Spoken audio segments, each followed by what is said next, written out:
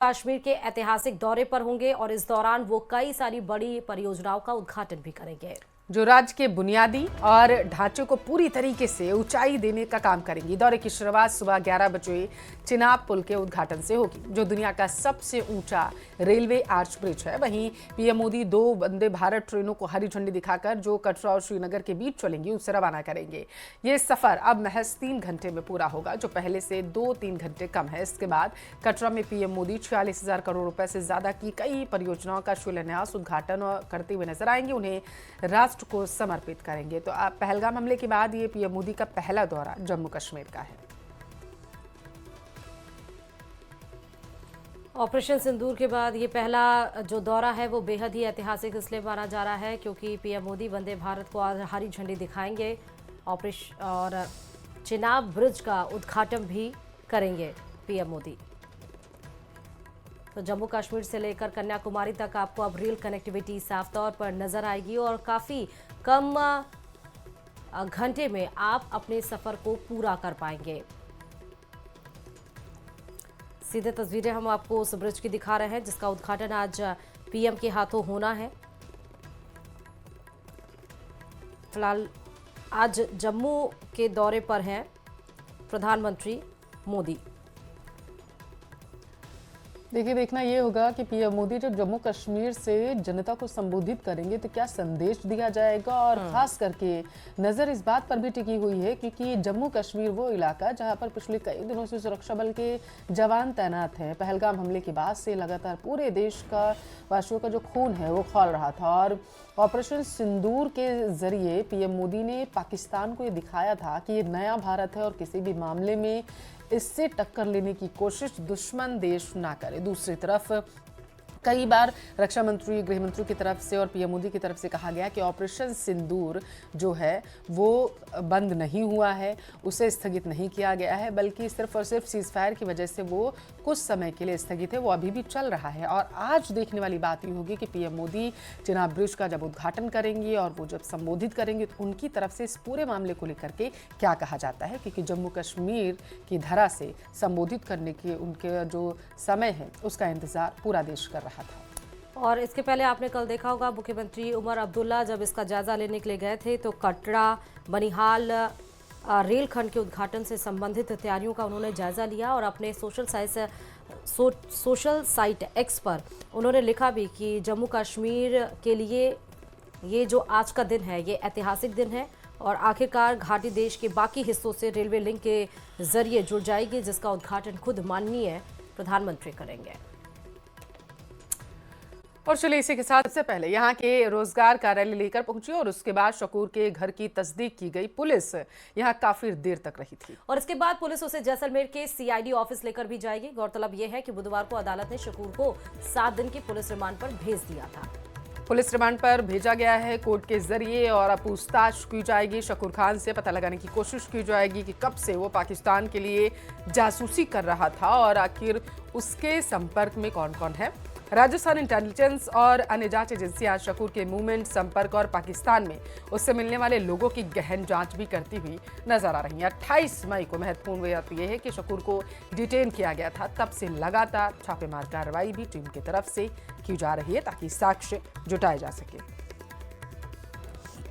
जासूसी के आरोप में गिरफ्तार शकूर खान को जयपुर की जो राजस्थान आईबी की टीम जैसलमेर लेके पहुंची। पहले वो अपने शकूर खान के निवास स्थान जो मंगलियों की ढाणी है वहां पहुंची, उसके बाद रोजगार कार्यालय पहुंची, उसके बाद जो सरकारी आवास था, क्वार्टर था, वहां पहुंची, वहां तस्दीक की, विभिन्न पहलुओं पे जांच की, जो उनको कागजात चाहिए थे, जो जहां से सस्पेक्टेड था, संदिग्ध स्थिति थी, वहां की जांच की, मौका मुआयना किया। और जो जैसलमेर की जो एसपी कार्यालय जो यहाँ के जो लीड कर रहे हैं सीआईसी थाने के एसएचओ हैं, वो वहाँ पहुँचे, एसपी से चर्चाएं की, इस मामले को लेकर जानकारी दी। और कल ये टीम है जो संदिग्ध लोग हैं उसको सेलेक्ट किया है, उन संदिग्ध लोगों से पूछताछ करेंगे। जो संदिग्ध वो है जो शकूर खान के जो टच में थे, जो संपर्क में थे, उन लोगों से जो जयपुर से जो टीम आई है वो कल पूछताछ करेगी।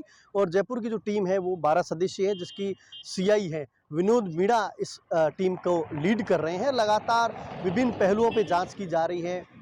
शकूर खान बिगर परमिशन जो पाकिस्तान गया है, तमाम जो उनकी जानकारी है, जो सामरिक सूचना भेजने का जो आरोप है, इसको लेकर जयपुर में जो मामला दर्ज हुआ। वर्तमान में जो शकूर खान है पीसी रिमांड पे है और लगातार इस मामले को लेकर जो टीम है जांच अधिकारी समेत जो लगातार जांच कर रहे हैं। सावलदान रत्नू, न्यूज़ 18 राजस्थान, जैसलमेर। 8 जून को भरतपुर के कारवाड़ी पीलूपुरा में होने जा रही गुर्जर महापंचायत को लेकर एक प्रशासन पूरी तरीके से अलर्ट हो चला है। वहीं दूसरी तरफ मंत्री जवाहर सिंह बेडम का बयान भी सामने आया है, जिसमें उन्होंने साफ कहा है कि बातचीत के दरवाजे हमेशा ही खुले हैं। उन्होंने ये भी बताया कि गुर्जर आरक्षण संघर्ष समिति की मांगों पर सीएम से चर्चा भी की गई है। देखिए इसी पर यह रिपोर्ट।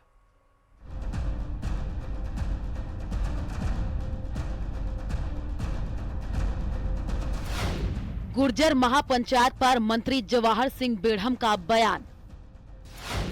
गुर्जर आरक्षण संघर्ष समिति की मांगों पर सीएम से की गई चर्चा। गुर्जर आरक्षण संघर्ष समिति से बातचीत के रास्ते खुले।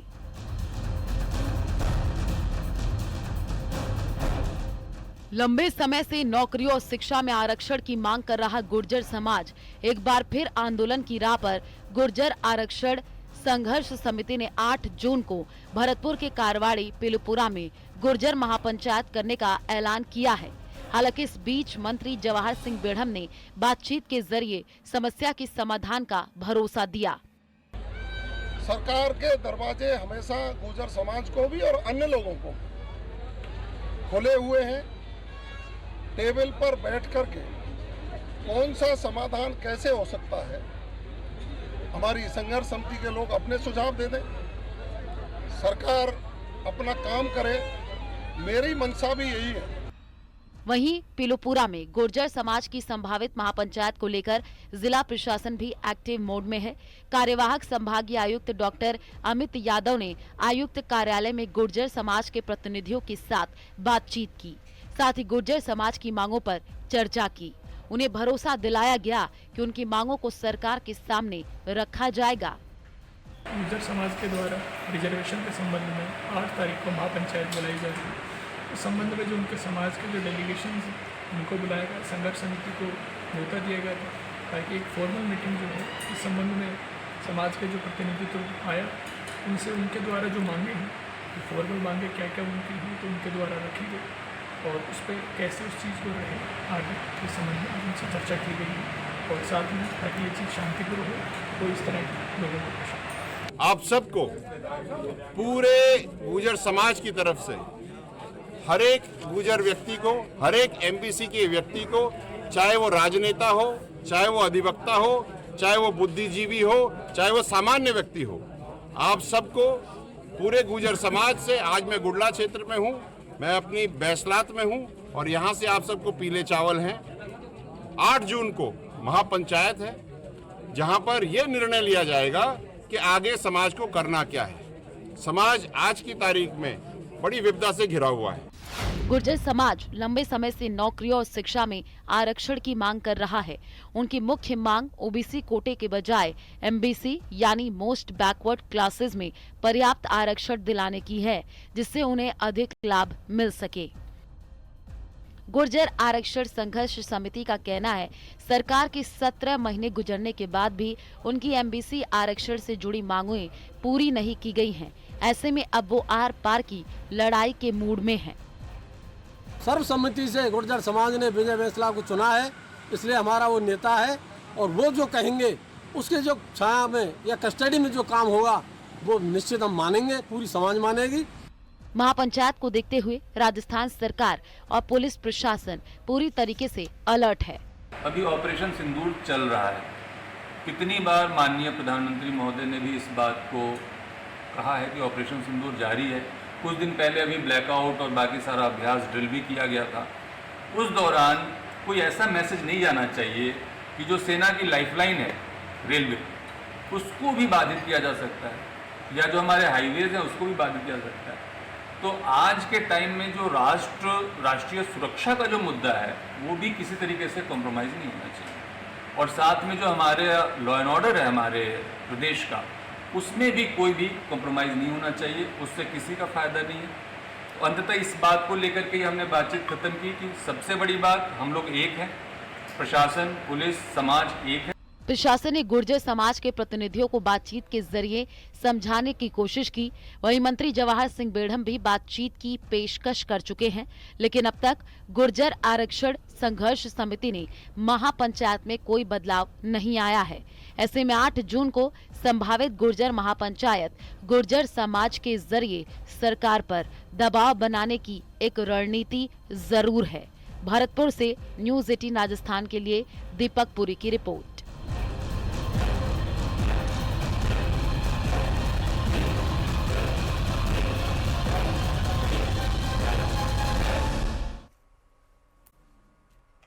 बदस्तूर जारी है। लेकिन बाड़मेर के भाड़खा गांव में नशा मुक्ति की एक नई मिसाल पेश की गई है। दिखाते हैं आपको ये रिपोर्ट। संस्कार का नाम नशे में आवाम, समाज की जंजीरों को तोड़ा, रूढ़िवादी कुरीतियों को छोड़ा।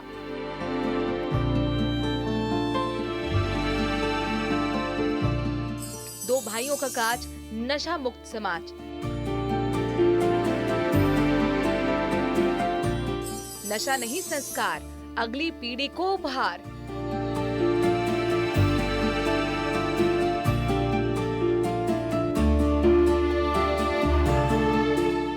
ये तस्वीरें बाड़मेर के बाड़खा गांव से हैं, जहां सालों पुरानी कुप्रथाओं की जंजीरों को तोड़ दिया गया है। ये पोस्टर साफ तौर पर इस बात की गवाही दे रहा है, यहाँ के लोग नशे के मनुहार को विदा करने के लिए तैयार हैं। दरअसल बाड़मेर के भाड़खा गांव की सुथारों की धारी से नशा मुक्ति की एक नई मिसाल सामने आई है। यहाँ के सुथार परिवार के 2 सगे भाइयों ने सालों पुरानी नशे की परंपरा को तोड़ते हुए गंगा प्रसादी आयोजन को पूरी तरह नशा मुक्त रखा। ये आयोजन उनकी माता की हरिद्वार तीर्थ यात्रा की पूर्णता के उपलक्ष्य में किया गया था। इतना ही नहीं, गांव में जो टेंट लगाया गया था उसमें जगह जगह नशा मुक्त के पोस्टर भी लगाए गए। शहर में जहां आमतौर पर ऐसे आयोजनों में अफीम डोडा संस्कार का हिस्सा माने जाते हैं, तो वहीं इन भाइयों ने स्पष्ट कहा कि डोडा अफीम नहीं, समाज को नया संस्कार देंगे। शुरुआत में कुछ बुजुर्गों ने इसका विरोध भी किया, लेकिन दोनों भाइयों ने सामाजिक दबाव के बजाय अपने संकल्प को चुना। कार्यक्रम में आए अफीम, गांजे और डोडा पोस्ट की जगह काजू, बादाम और किशमिश से मनुहार कराया। ये आयोजन केवल एक धार्मिक अनुष्ठान नहीं, बल्कि समाज में बदलाव की ओर एक मजबूत कदम साबित हुआ, जिसमें 12 गांव से आए 5000 से ज्यादा लोगों ने भाग लिया, लेकिन कहीं भी नशे की कोई झलक तक नहीं दिखी। इसकी जगह पंडाल में नशा मुक्त समाज के नारे, रेंज आईजी विकास कुमार के प्रेरक पोस्टर और सकारात्मक संदेशों ने पूरे माहौल को जागरूकता का केंद्र बना दिया। तो इन्होंने ये कार्यक्रम रखा, एकदम नशा मुक्त कार्यक्रम, जिसमें कोई नशा नहीं होगा। तो मैं तो धन्यवाद देना चाहता हूँ पूरे गांव की तरफ से, पूरे समाज में, क्योंकि सामाजिक रूप से सक्रिय हूँ, तो मैं ये चाहता हूँ कि इस तरह की पहल जो अन्य लोग भी जो है वो लोग भी इस तरह की पहल करें, और ये नशा जो है जो आज लोगों की जिंदगियों के साथ खिलवाड़ कर रहा है उसको बंद करना चाहिए। ऐसी पहल सब लोगों को आगे आकर करनी चाहिए कि किसी तरह का अफीम, डोडा, तंबाकू, शराब, किसी भी तरह का कोई नशा नहीं किया गया। सबको बीड़ी सिगरेट नहीं, और यहाँ पे काजू, किशमिश, बादाम वगैरह से सबको मनवार की गई, और पूरे समाज में ये मैसेज गया कि यह हानिकारक। मैं एज ए चिकित्सक डॉक्टर हरीश जाएंगे ये कहना चाहता हूँ कि हमारे पास रोज इस तरह के लोग आते हैं जो बीड़ी, सिगरेट, अफीम के होते हैं, और उनकी पूरी जिंदगी में जो जितना खर्चा अफीम और डोडा पोस्ट से नहीं होता था, उससे कम खर्चे में यहाँ हमने सबको काजू, किशमिश, बादाम खिलाए। सरहदी जिलों में सरकार और पुलिस की ओर से चलाए गए नशा प्रवृत्ति की रोकथाम के लिए अभियान की सार्थकता अब सिद्ध होती हुई नजर आ रही है। अब बस जरूरत है तो नशे की ओर धकेलने वाली ऐसी परंपराओं को त्याग कर समाज को सकारात्मक दिशा में ले जाने की।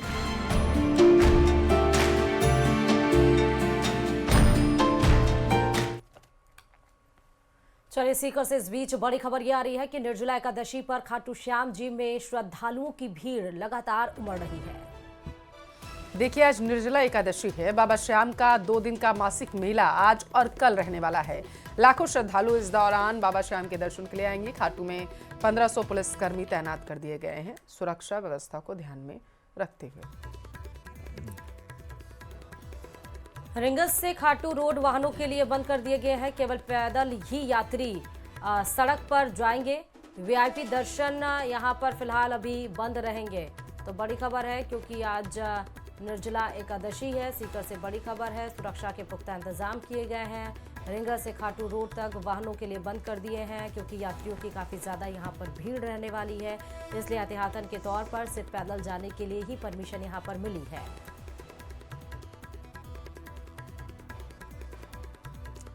और देखिए जोधपुर में एक बार फिर से